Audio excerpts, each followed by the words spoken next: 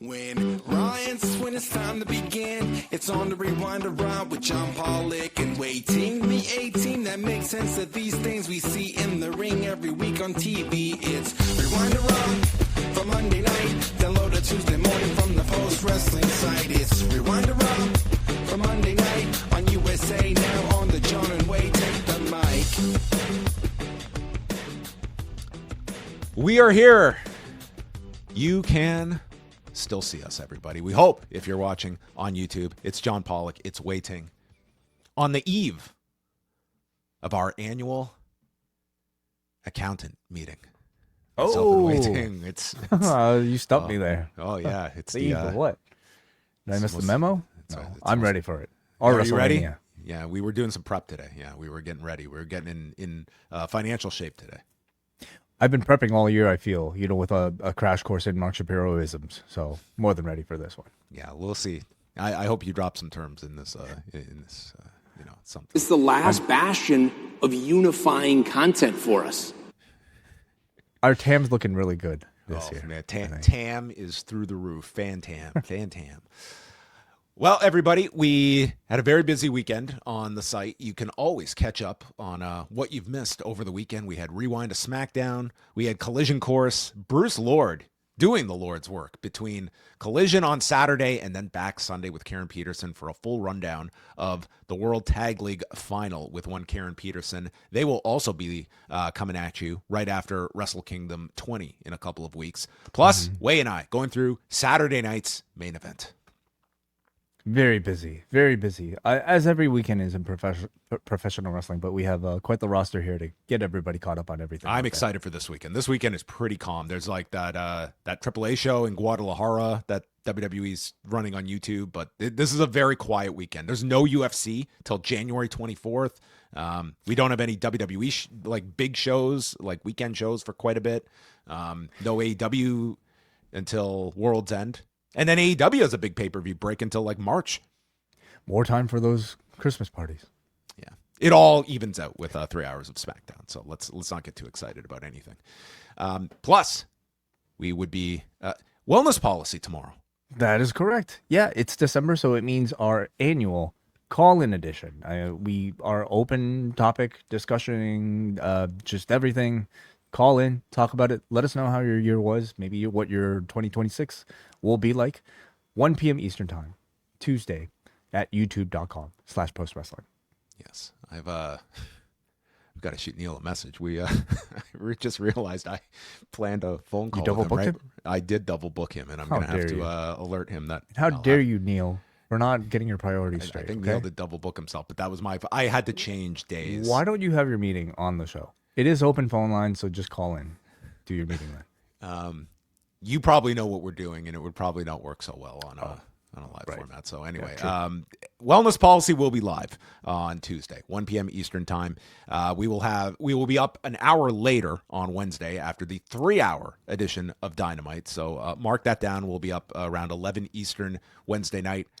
And all roads lead to Thursday. We're going back 23 years. Before John Cena made his way up to Raw and SmackDown, we had to assemble the rosters.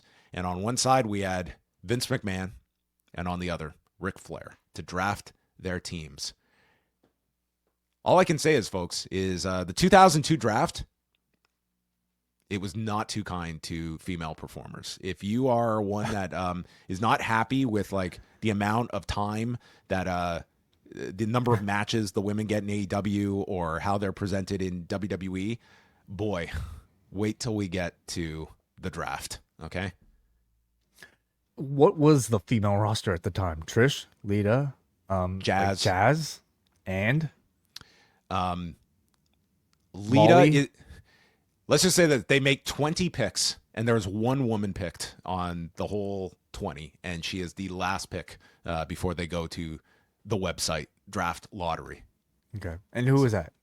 Lita. Trish? Lita was the only woman draft. Jazz was exempt because she was the champion. Gotcha. Okay. So we will go. It's a 2-hour edition of Raw, so that makes for an easy watch. I think it'll be an interesting discussion because I mean this is obviously coming off of the failure of the WCW invasion and in their attempt to fabricate competition within their own brands. I think it'll be interesting to talk about like what actual splitting of staff they might have actually attempted backstage, but also maybe just the ambitiousness of the draft before. I think the repeated failures of it that we continue to see 20 something years later. Yes, and this is all headlined by a undisputed title match where new champion Triple H defends the title against Chris Jericho and Stephanie McMahon in a triple threat. Just some classic professional wrestling Going back to 2002. So that's coming up Thursday on Rewind-A-Wai. Tonight, though, we are going to the Giant Center in Hershey, Pennsylvania. WrestleTix reporting 7,977 tickets distributed. Their last show that they ran here in Hershey was Raw in October of 2024 that did 7,756. So a very small difference, 200 extra for this one. That's the Post-Cena bump that they got. Those 200 people that decided, it's time to go to the Giant Center. Before we get into Raw itself, did you see the angle that they put up on Twitter with Cody and Drew and the home meeting with Nick Aldis? I did not, no. They put this up during Raw. It's 5 minutes. I'm sure this will be aired on SmackDown, but Nick shows up at Drew's house, which is unbelievably there's some Christmas decorations in the McIntyre household, and Aldis sits him down and negotiates to bring him back to SmackDown. Somehow Drew has gone from being suspended to it's like he's a free agent that Nick Aldis is trying to land. He's like, we want you back to SmackDown. We will give you a title match. All you have to do is apologize to the referee. And Drew turns this down. He's like, no, I had an unsafe working environment, so you will do this on my terms. I get the title match, and Cody cannot lay a hand on me before the match, or else he is stripped of the title. And I get to pick the stipulation. It's like, aren't you suspended? Aren't you like suspended without pay? And now you're dictating the terms? And Nick Aldis is like, okay, I can make all that work. I've just got to run it by Cody and legal. And so they're about to agree when Drew gets his like his surveillance footage on his phone. I'm not kidding here. And Cody is trying to like break into the home. And we have random security here to stop Cody. Drew loses his mind that Cody has showed up where my family lives. And they get into this brawl, including like their Christmas like soldier getting knocked over. There's the Lake of Reincarnation here for Drew McIntyre. He turned into 3MB Drew here. And they get into this wild brawl. This looks awesome. It is the most expensive thing WWE probably shot between this and Raw. So there is that. I was surprised they didn't mention this at all on Raw, but I guess this is their SmackDown angle. So we can't be promoting other brands' angles on our show. Did they seem to hint towards a stipulation for the match? They didn't hint towards the stipulation, nor did they state when the match would be. But I'm thinking this could be the first 3-hour SmackDown. That would make sense. That's in Buffalo. All families legal match. All right. Yeah, maybe like a home invasion match. Many ways we can do. Does this look like a legit cop here? Guy with the with the butcher Paul Vachon beard. I don't know what you're suggesting. I mean, cops can wear any sort. It's almost of like they went to the local wrestling academy and just found the some trainees. Yeah, they just Anyway, this was quite the angle. Raw begins with a recap of Gunther's win against Cena. We should also mention like the bizarre taping schedule that they're embarking on for this particular show. Yeah, so they're taping. They're doing double tapings tonight and Friday to cover this week's shows and next week's shows. Yeah. And I guess they're taping like elements like all over the place. Well, it seemed to me like they had just taped prior to Raw going live SmackDown for the 26th. So they taped next week's edition of SmackDown prior to tonight's Raw. And so they're doing this Friday's SmackDown like live? Yeah, live. Yeah. And taping Monday's Raw. Yes. Okay. So they're taping SmackDown essentially like 2 shows, like really 3 shows out of sequence. Yeah. Like, so if you've read the spoilers, it it does not look like a SmackDown that most of us actually. We will watch it, of course, but it does not sound like the most exciting SmackDown at all, at least from an in-ring perspective. So yeah, they're basically doing all of this so that next week the talent can stay at home and not have to work. And obviously they don't want to have the crews work twice, so they had the SmackDown crew do next week's show tonight. Meanwhile, the Raw crew will do next week's show on Friday. Right. Yeah. So, I mean, I'm glad they get the week off at least. And these shows aren't going to be. They don't look all that exciting. At least the SmackDown does not. So they recap Gunther's win against Cena, and they had the most dramatic music as the prelude to Cena tapping out, and they really emphasized Michael Cole's line about professional wrestling destroying sports entertainment. Like, you wonder if like that's going to be the line that is most associated with this, and I find that to be such an interesting soundbite that they opted to include on Saturday, and then again like really hit that on this show. Like, it really felt like this is Vince's last major star, was almost like the feel of this, and the term that is so synonymous with Vince McMahon. I think that's how everybody who heard the line, I guess if you are, have been watching wrestling for any sort of like, considerable amount of time, that's how anybody would take it. I'm sure Vince, if he managed to watch the show, probably took it the very same way. I don't know if it was meant to be anything else, like it's the end of the Vince McMahon brand of professional wrestling or whatever he wants to call it, but these video packages always give you a glimpse of like, I think the intended sort of effect of what these, live performances were meant to convey. And we saw that, in this particular moment, before Cena tapping out with the smile, he had his life flash before his eyes, his entire career flashing in front of him, as we got to see via this montage, before, I guess, somewhat relenting and giving the, which might be at this point, like, sort of, I don't know, like I'm so excited for the next 10 years to hear all the written theories of this finish. I mean, this is exactly what Cena wanted. I feel like this is going to be maybe the next I'm Sorry, I Love You, although like a bit tougher to replicate, somebody just like giving this sort of like forget this finish. It's all tapping. the copycats after this. That's what I'm here for. Yeah. Okay. All the people that are going to try to replicate this. I've already seen it. I've already seen like TikToks of like people like cuddling up like in somebody's arms, like getting ready to sleep and then doing the tap. Yeah, it's hilarious. Amazing. Maybe he was talking to Chuck Zito beforehand, and he's like, just do the Jax Teller at the end of Sons of Anarchy. You're embracing. You weren't a Sons of Anarchy watcher, were you? Yeah, I'm not much of an anything watcher these days. So Gunther arrives and just thunderous boos. He comes out with just that shit-eating grin. And the crowd is chanting at him, "You suck." Then it turns into "You tapped out." He's like, "I tapped out." And he fights through the boos to deliver his message. They don't want to even let him start. And while this, with Dominic, it's like, it's a part of the show. Like, it's this entertaining character that we're going to just like berate with booze. This was one where it just felt like they legit just want to shut this guy down. And he just played it so well here. And when he finally gets to talk, he gets to state that he made Cena give up. And when he gave up, he tapped out like a little bitch. And he starts laughing. And then it was like he left the ring and came back like over and over.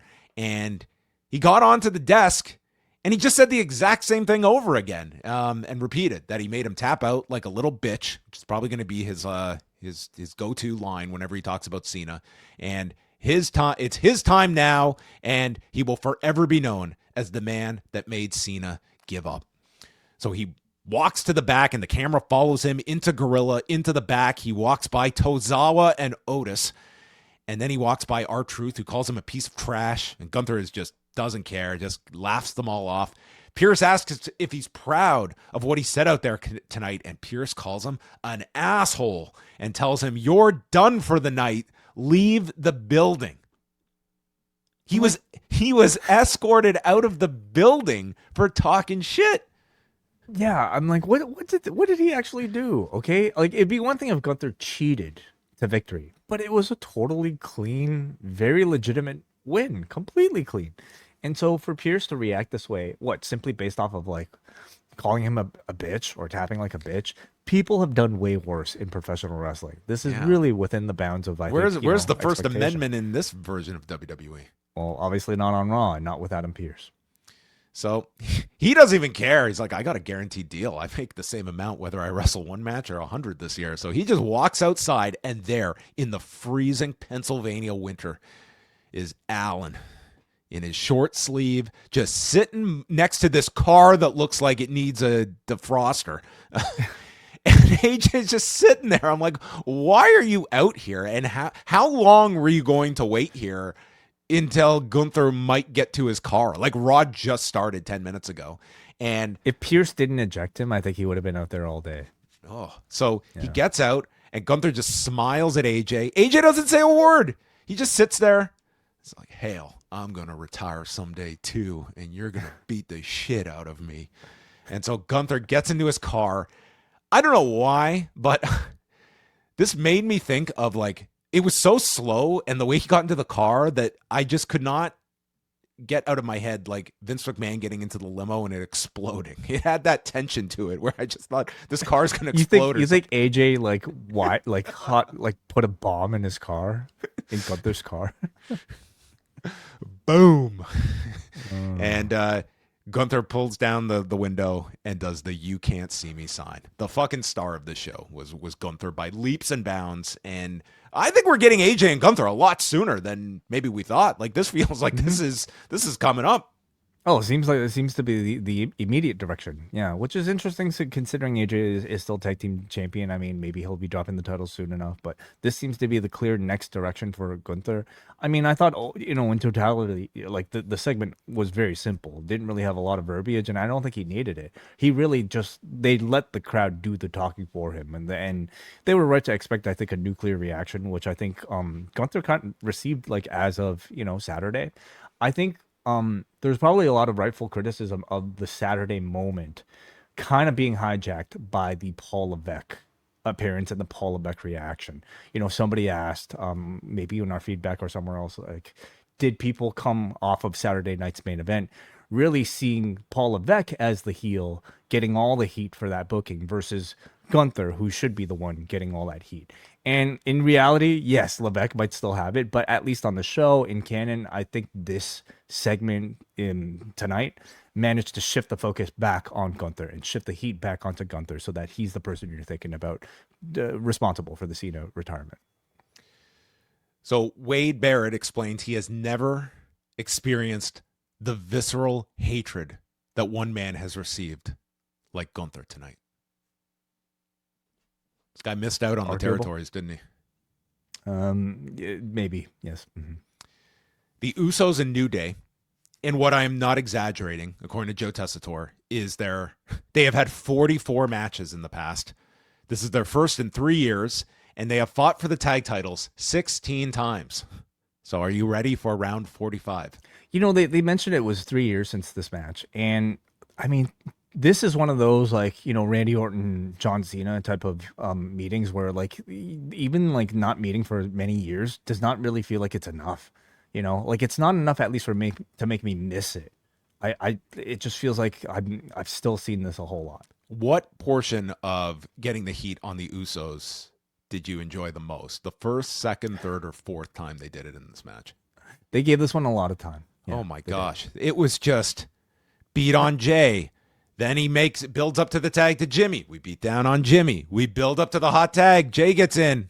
We beat down on Jay. It's like, this was like, we're going to do like 3 matches and just spread it out. Yeah. I mean, that really is the novelty. If you want to, like, look for something new about this one, it's the New Day wrestling as heels and Jay, kind of like escalating to superstar level, which actually, I mean, I thought the work was good, but yeah, maybe in totality probably could have been shaved for a few minutes.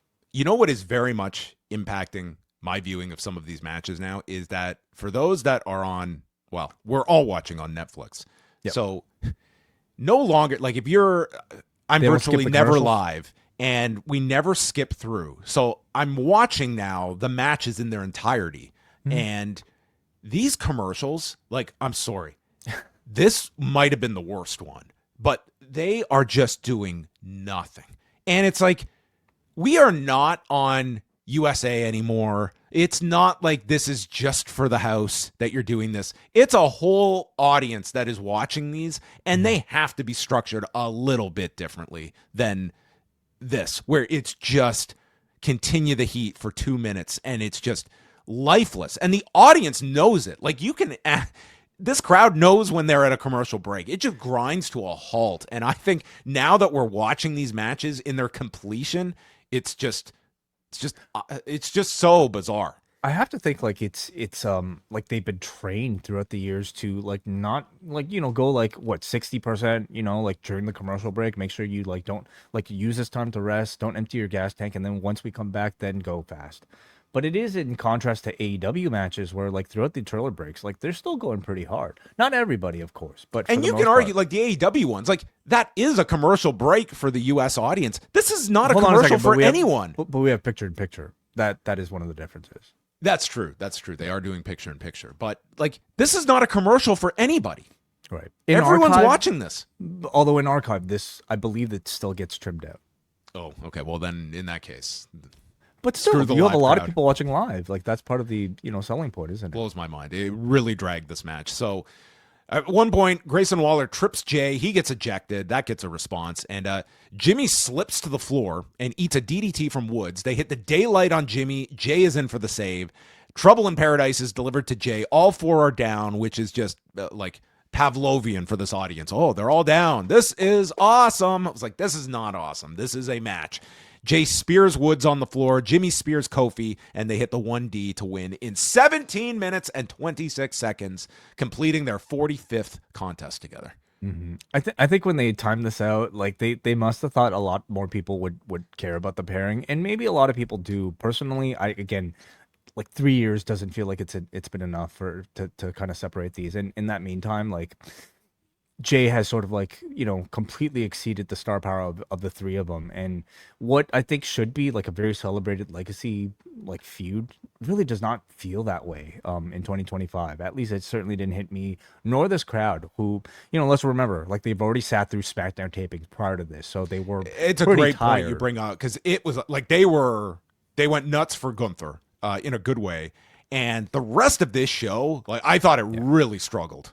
Yeah, likewise. Yeah. So, I mean, they were not a great crowd, so they didn't necessarily elevate these 17 minutes. But that said, I thought like the action was about as strong as I think you've always seen it from these four. You know, like they show great chemistry. It's just like without the stakes, without hotter like characters in the New Day, didn't really feel like it was that important of a match. I think this is like a lot of extended TV matches in WWE where it's like it really comes down to like the final couple of minutes where we're going to do the saves and we're going to do all the big spots. But it's like the lead up to that, it just, to me, it was just like New Day took like 80% of it, and it really came to a halt during some of these breaks.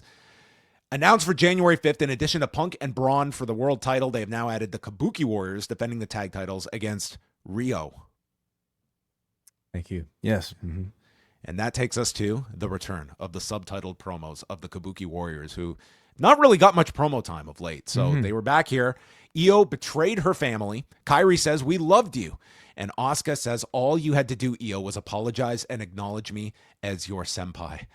But then you chose Rhea over us, and you will know nothing but pain, and we will end you on January 5th. End them." They really have taken a step back as presences on the show in the past few weeks. I mean, prior to War Games, but even coming off of War Games, I feel like I've seen a lot less Kairi and Asuka in their backstage interactions with you know, whether it be Io and Rhea or like any of these other tag teams for a bit. And it's been somewhat disappointing because I thought they were catching a lot of fire for those months. Cena got in the way. Now it's back to being the Kabuki Warriors show. Yeah. Byron interviewed Dominic during the break. He feels fantastic that Cena is gone, and he is the last one to beat him for a title. That's his distinguishing. That's the qualifier? Yes, the last one to beat him for a title. You could say he's the last person to pin John Cena. That's technically right. That's true. That's true. He could also say that as well. Yeah. And Raquel's going to bring the gold back to Judgment Day tonight. She will not. The Vision's in the locker room. Bronson Reed has flattened LA Knight. Well, last week he flattened him, and the update was he has a broken sternum, I think was the injury they assigned him. So he's going to be gone for some time. Out indefinitely is the Out answer. indefinitely. So I think happy holidays, LA Knight. So Braun Breaker wants to destroy CM Punk tonight. Logan wants to know who the Masked Man is. Heyman doesn't know, but he's been convenient for us.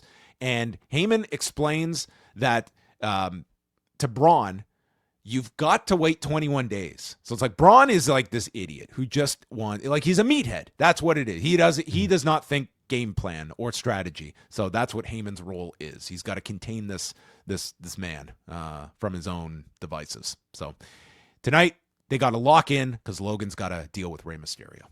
Yeah. I feel like there might have been some attempt to like just like tell the audience, hey, like you might find out who the Masked Man's identity is, but I don't know if they drove that home hard enough. Not at all. It wasn't until the end of the show when you had Pierce say, I need to find out who this person is, that you really got the sense, okay, they're going to do the reveal tonight. I would have hit it a bit harder, like right off the bat here. Yeah, they didn't make Pierce sound like this was some threat or like. Yeah, I agree. Io and Ripley come out, but Asuka appears in the front row and hits Rhea with the quote, poison mist into the face. The poison mist.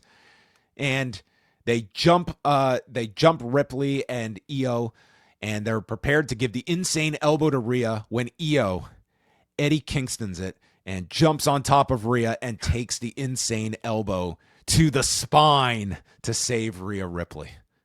Mm-hmm. And then the ring exploded. Maybe that'll be the stip on January 5th. Exploding mist match. Death match. Yes. Yeah. Mm-hmm. Poison mist way. Poison. She'll be fine next week. She was fine backstage. Like she was like, it's inconvenient, but she'll live. You get immune to it. She's got a match next week. Maxine Dupree against Ivy Nile, her first defense of the Intercontinental title. So Maxine, her strategy is, this was like when you have that video game character that's got like the one big move, and like Blanca with like the just electrify your opponent. Okay, that's what she's got with this ankle lock. Okay, she's just gonna go for that ankle lock 1,000,000 times in this match. Was that your character? Were you Blanca? I always went for Blanca, and I was so cheap. Yeah, that's how I would always like play people in Street Fighter, and they just get annoyed and try to hit me, and I'd electrocute them. For me, it would be like E Honda with the slaps. Oh yeah. Hiroki Goto. I don't know. Hiroki Goto. Have you seen those shots, by the way? I have. Yes. What do you think? I mean, I don't have high hopes of this being any kind of enjoyable movie. Oh, I do. I think it'll be so like. I mean, this is the kind of movie you'll love. You will love this. It's not taking itself seriously. At least but like, man, some of these wigs look terrible. But I'm very much looking forward to this. Like Cody's, especially. On the Goto front, New Japan put out this video. It's an hour-long video on Tanahashi's history, going through every major feud and every story of his from 2000. Well, from his debut in '99, all up until the present. And I mean, it's hard to condense that all into an hour, but it's awesome. I watched this whole thing, and some of the highlights of his match with Goto, I want to say this was like 08, 09, and it was just. This video was great. Just watching like some of the highlights of Tanahashi and all the big opponents he faced. They went through all the Tokyo Dome matches that he's had. I mean, it's a really, really great video that they put out. Is it on YouTube or? Yeah, it's on their YouTube channel. Okay, cool. So Maxine is constantly going for the ankle lock. She tries for a Suzuki armbar, but gets dumped to the floor. And Nile is going for her Dragon Sleeper, and Maxine catches her with a Liger bomb. There were some like hard drops on some of these power bombs in this match.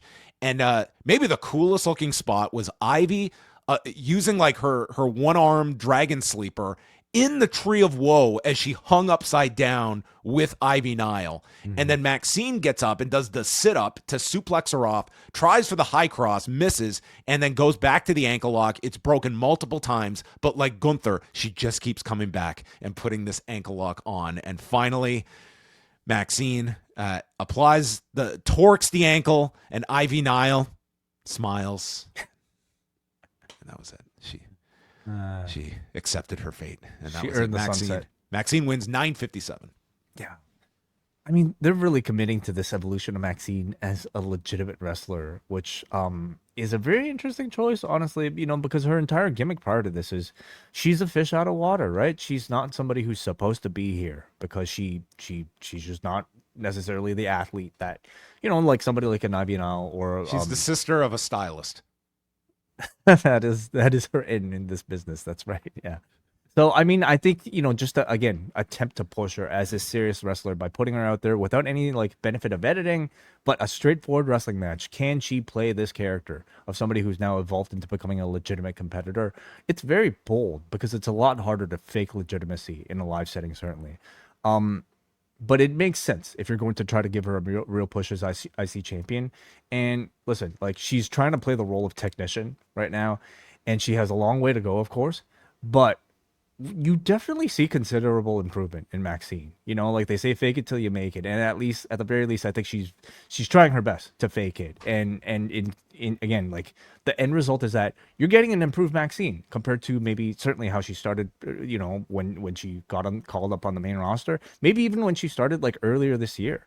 There aren't any, to my viewing, any sort of significant botches in this match like there were in previous matches. I think the ankle lock entries actually look really great. She's been probably training that a whole lot. The overall confidence feels much stronger. So again, you're not going to confuse her with Kurt Angle, but like, I think there's enough evolution to make the character change work.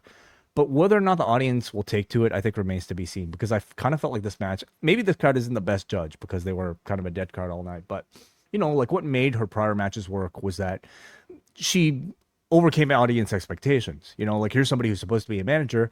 Oh, she's doing an Ocean Cyclone suplex. That's really cool. Now there's kind of already an expectation. Which she's never done since either. No. But, Maybe now there's already an expectation for her to, like, occasionally do some special moves. She's the IC champion, after all. So you didn't really get that, like, big wow reaction in this match, in my opinion, or at least not as big as, like, some of those other ones. Yeah. But still, like, I thought she and Ivy looked pretty good and improved. I mean, she hustles really hard, and I think that comes through in the matches. Like, it's a long, road to go for her. But I think this is more like this really felt like a burnt out crowd already on this show, and that's not like to excuse like for a match that it's your job to re-engage a crowd like that. But this was a tough crowd, I thought, for pretty much all the matches on tonight's show. Yeah, I have to say though, like, that spin kick she does, I think that has to go. Like, that probably is one of the worst looking parts of her. It's also awkward because she 9 times out of 10 she misses the spin kick. Like, like, the person gets out of the way, so it's like you've got to position it, and she's flexible, but it just goes all over the place, and it's like it's a weird landing. It just happens too slow for it to look like an offensive maneuver. It's like, you're not hitting this person, and you're just like, don't tear my quad here as I go for the spin kick. So, folks, he might be retired, but man, let's just wring that towel a little more, because Mattel Creations has put out a limited edition John Cena last match action figure. I'm sure very priced for the holiday season, so the whole family can get their limited edition last match action figure of John. I know plenty of nerds who I'm sure will. This thing's going to be like $400 or something. God knows, whatever the hell it is. Is that it? Yeah. How many hands does it come with? 1, 2, 3, 4, 5, 6, 7, 8 hands. What the hell is this? Well, no, you can switch the hands up. Why would you? Have you ever had an action figure as a kid that you said, "Man, I wish I could have different hands"? I have not, but you realize these are not so much sold to children, but adult collectors now. That's probably a safe assumption. Who want to pose them in all sorts of different directions. Yes. Pierce meets with Javon Evans, and he got his attention. He got Pierce's attention on Saturday. Los Americanos enter, and Kaiser's speaking Spanish. Evans says he doesn't speak Spanish, but you're talking crazy. And this leads to a match being announced for next week. This was not taped, this match, correct? In the spoilers you saw? No, it wasn't. Okay, because this is probably going to be taped on Friday, I'm guessing. Yeah, I'm pretty sure they only did SmackDown. Yes. Okay. Not Raw. Saxton meets with Otis and Tozawa during the commercial break. I was like, what in God's name do they have to say? The opening question is, guys, how cool was it to see Maxine defend her title tonight? The match you guys weren't even asked to be in her corner for. And they were like, Tozawa was like, it was amazing. And Otis then, there is a purpose for this, says that John Cena taught him a lot, just like my father taught me. So he's got 2 fathers, one of who's just retired. And the man cuts the most serious promo of his entire career and says, my father always showed respect, but Gunther showed none. And I'm going to shut his mouth if he ever steps out of line again. So I think this man is being led to slaughter on TV in the next week or two. Seems like it. Yeah, yeah. A I had no purpose for idea. Otis. I had no idea Otis felt this way about John Cena. To my knowledge, I don't think they've had any interaction. Father on screen. figure, yeah. All of a sudden, I guess, influenced him enough, as much as a father has. So, all right, Yeah, it's sure, wonderful. whatever you need to get eaten by Gunther, I suppose. CM Punk comes out and he's pissed. He was not medically cleared to compete or fly the last 2 weeks, but it was even more painful sitting at home listening to Braun speak. You cross-eyed Neanderthal Nepo baby. Where was Adam Pearce to heave this guy out of the arena? Nepo Sounded baby way is worse allowed. than calling him a bitch. He knows that brains don't run in Braun's family.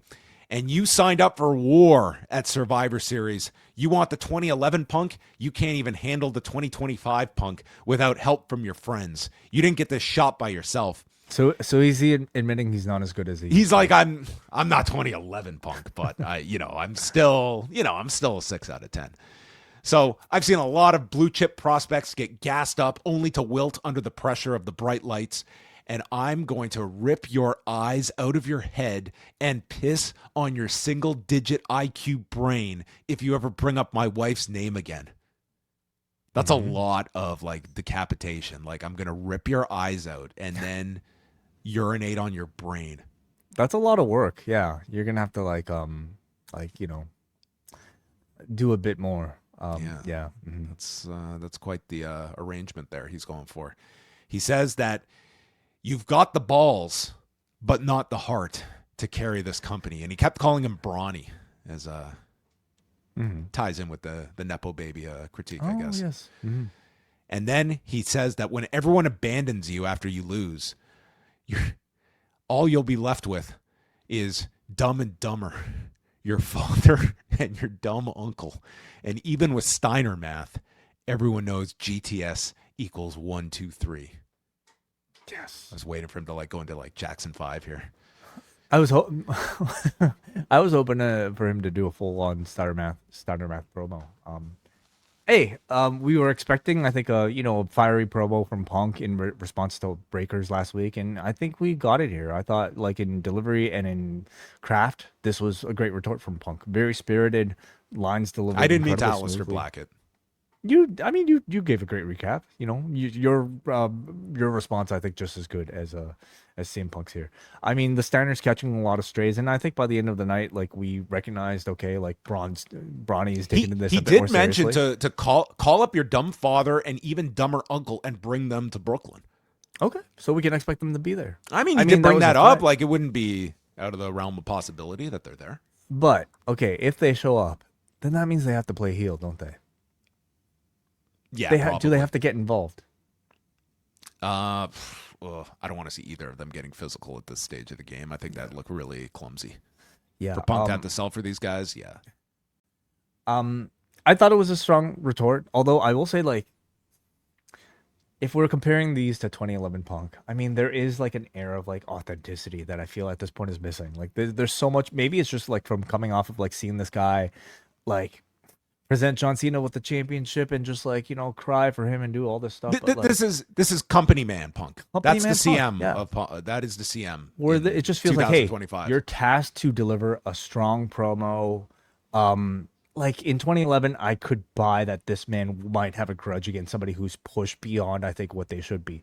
Now it just feels like he's a guy who's playing a role, and I don't know if that's me feeling there's something lacking in the delivery itself, or if it's just maybe what my opinion is of CM Punk in 2025 versus what it was in 2011 that's affecting it.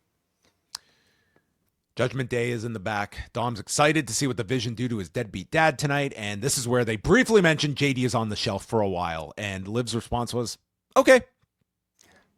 I wonder if she had something to do with it. This was kind of oddly timed, and from what JD's tweet seemed to indicate, it seemed like this was voluntary, at least in terms of timing, right? They might have had time to write him off, but they really did not. So Yeah. I wonder if they'll reveal an answer and Liv might have been behind it somehow later on. Well, Liv and Roxanne offer to be in Raquel's corner. She wants to handle Vaquer on her own, so they're fine with that. And Perez is going to take care of Bailey next week, and then Liv says we're going for the tag titles. So that brings us to Stephanie Vaquer and Raquel Rodriguez for the women's belt. And this was another match that it was something because it is just a muted response, and then the devil's kiss, and the place like erupts. It's crazy. It was just like night and day, the responses here. But Raquel is just destroying her. Eventually, we get Vicaire fighting back, hitting her dragon screw, armbar in the ropes. And again, no heat until this devil's kiss, and this crowd goes wild. Double knees in the corner. Raquel avoids the SVB, clotheslines her. And then as they go to the floor, Raquel gets posted, and Nikki Bella jumps the barricade, attacking both for the DQ in 8:42. Rack Attack 2.0 to Vicaire, and she yells, "Respect the legend." Yes. Mm-hmm. Oh, so she's back. It continues. She didn't really go anywhere. No, she didn't. Back. I mean, I really thought last week was like us, or at least the show, like really pushing Nikki down the card into more of like a Miz-like role. But they're actually keeping her at this level. They're keeping her relevant, getting, one up on Raquel this week, and seemingly building to a three-way that I don't think anybody is asking for. No, I don't think they are. I don't need to see this singles match again. Maybe you put Raquel in to the betterment of the match, but yeah, I don't know. This Nikki comeback, it was I don't know. I just don't see her as a regular character, like a week-to-week character. Yeah, I don't know if I see her at this level. Again, like not a world title contender. Maybe in a tag team next to somebody, like maybe. I think that's the only thing you have left is doing like the reunion with Brie and doing something there. Like she's at a level, like much like a Trish, where it's like you could do the comeback and you come back for like a month or two, and then like it's like a limited engagement type of run that you're going to be having. Like she has not come here and blown the doors off the place, and it's they do see her as a star, but I think the more she just becomes a regular character, that kind of whittles away. I guess I wonder, like, I mean, we don't necessarily know what the metrics are, but like, how much crossover appeal is she providing for her particular audience that, like, again, might tune into her podcast, like know her from other celebrity and types of things, but not professional wrestling. I wonder. But, like for Vicaire, much like Jade on SmackDown, I mean, she is having to deal with so much of the stars on this roster being in the tag team division right now.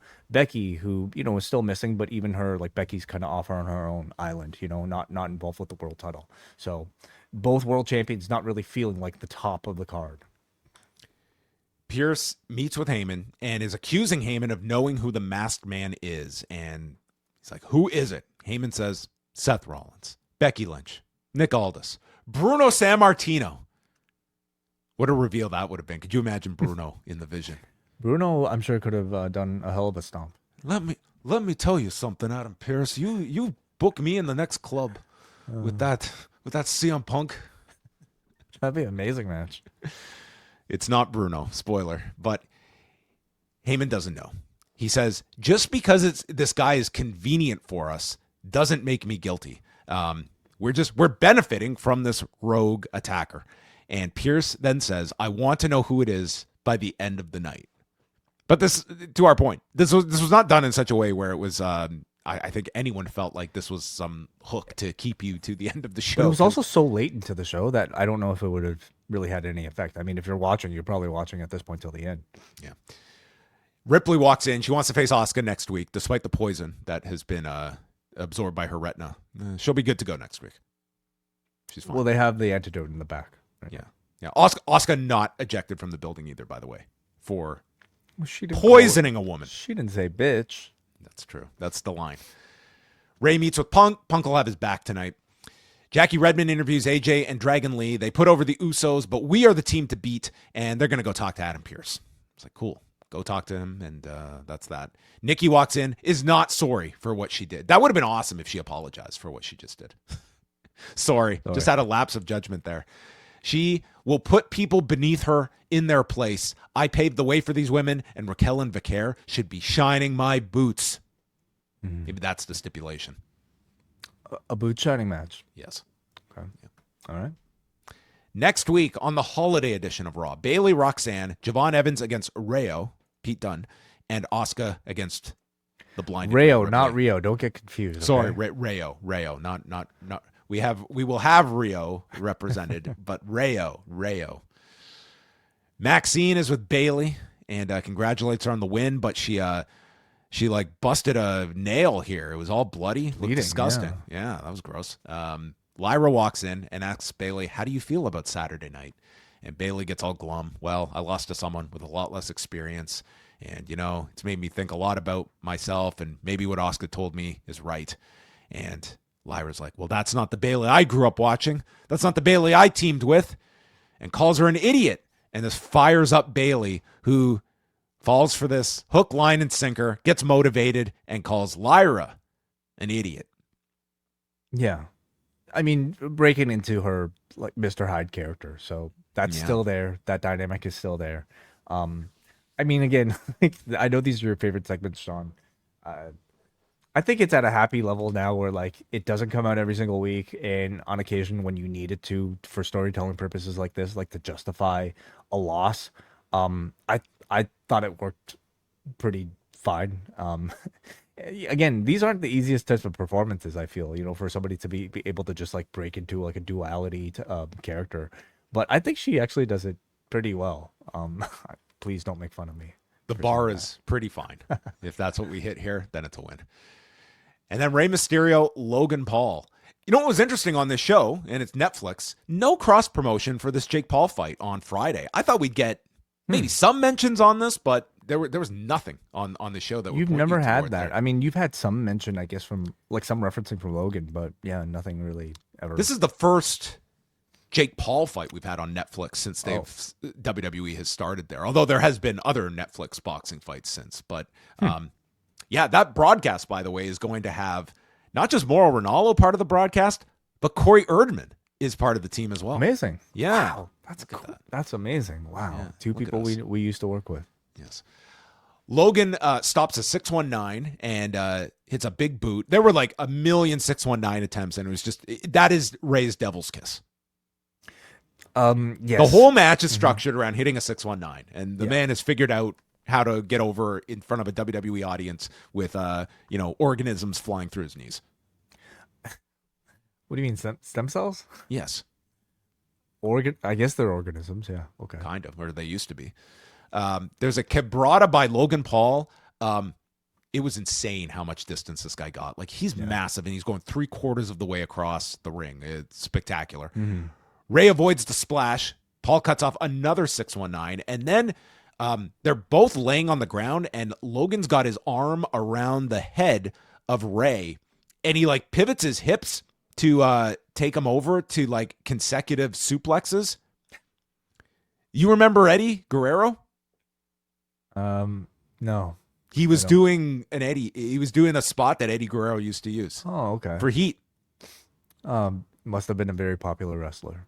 Yeah. He was. It was a nice little tribute here. And then Rey knocks him off the buckle, does his own Eddie mannerisms, hits the sliding splash to the floor, and now Breaker and Reed have lost faith in Logan Paul, so they're walking out. Punk shows up with a chair, taking them to the back, and Heyman passes the brass knuckles to Paul, but he's drop-kicked, hit with the 619, and the brass knuckles are laying there on the apron, and Rey goes for the brass knuckles when, boom, he gets stomped by the mysterious masked man who, look at the height this man got. Well, very high jump. Yeah. And this leads to the Superstar Splash, as it's been dubbed by Logan Paul. Is that really the best name? Like, the Superstar Splash. This marketing genius could have come up with, really? Yeah, like I'm sure he could have gone for prime time splash. I don't know, like Japanese forest dive. Oh, yikes! I mean, yes.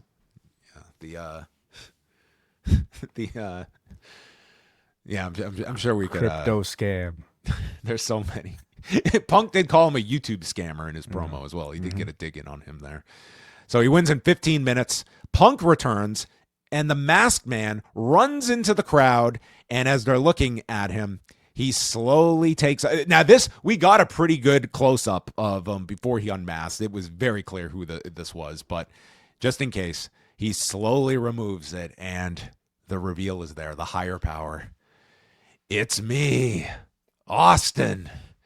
It was me all along. And this guy, he shaved his head.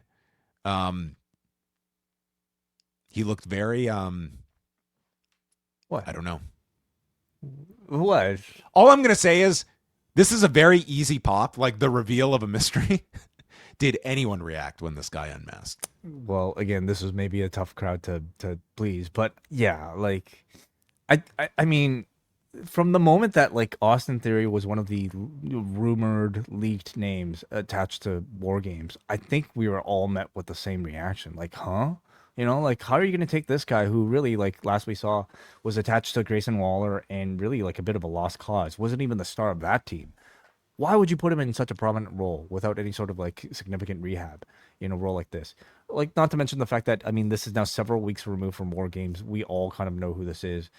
I didn't think it was.